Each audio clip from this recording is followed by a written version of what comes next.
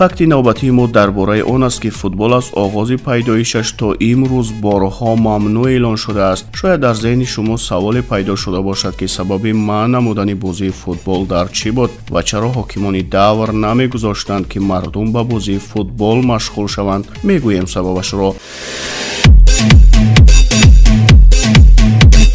дар англияи қарни 12 бозӣ бо тӯб дар майдону бозорҳо ва кӯчаҳои танг бидуни қоидаи бо ширкати тӯдаи одамон ки теъдодашон то ба 100 нафар мерасид доир мегашт. ҳадафи асосии бозӣ тӯбро соҳиб шудан буд ва пас аз он ба нафари тӯбро соҳиб гашта издиҳоми дигари одамон дар меафтоданд. ба ин минвол футбол ба атроф харобиҳо меовард, иштироккунандагонро маъюб менамуд ва ҳатто ба роҳгузарон ки рабте ба футбол надоштанд осеб мерасонд. шоҳ эдуарди ду дастур дод ки бозии футбол танҳо дар майдонҳои ноободу хароб баргузор гарданд. эдуарди се бошад ба хотири он ки одамон тамоми рӯз бекор аз пайи задани тӯб мегашtanду намуди маъмулии камонварӣ фаромӯш шуда буд, комилан футболро манъ кард. маъни онро танҳо дар асри 16 аз байн бардоштанд, вале бо вуҷуди ин ҳам то ин муддат мардум ин бозиро дӯст медоштанд. дар русия бошад бозӣ бо тӯб ба хидматкунандагони мазҳабӣ хуш намеомад, зеро одамон нисбат ба калисо ба бозӣ ба завқу ҳавас мерафтанд,